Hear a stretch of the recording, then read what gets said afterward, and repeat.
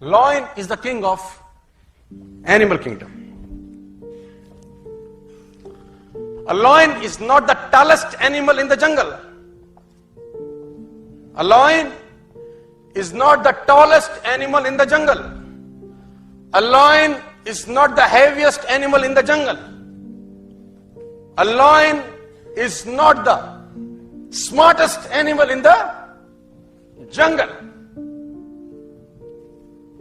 ना सबसे ऊंचा होता है, ना सबसे भारी होता है, ना सबसे ताकतवर होता है, और ना ही सबसे इंटेलिजेंट होता है. Still lion is the king.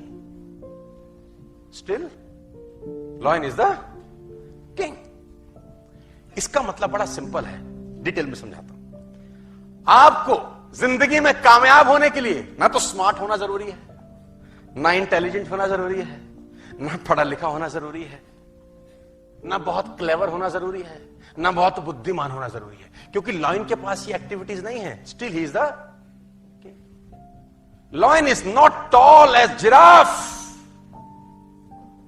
Not heaviest than a elephant, not clever than a fox. Still he rules the jungle. और समझना पड़ेगा कि ऐसा क्यों है. क्योंकि लायन हैज अ एटीट्यूड.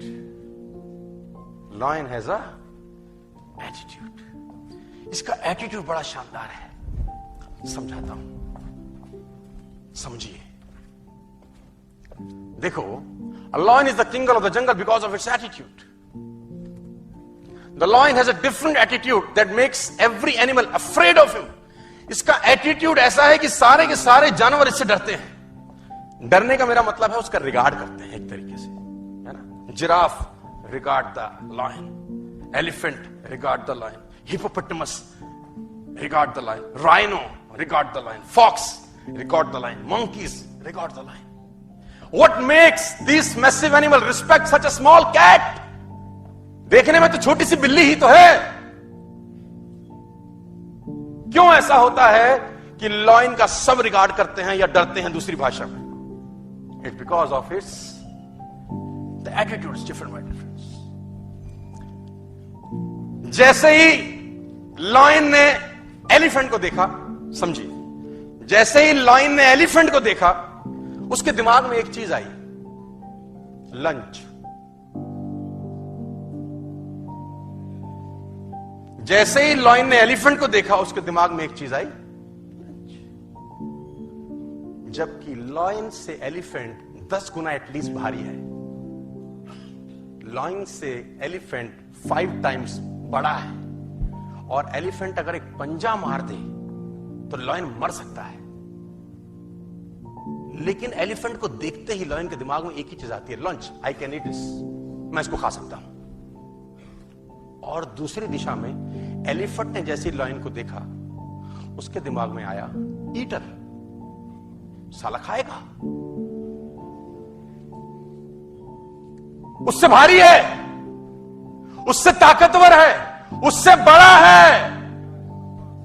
बस उसको लगता है कि ये खा जाएगा.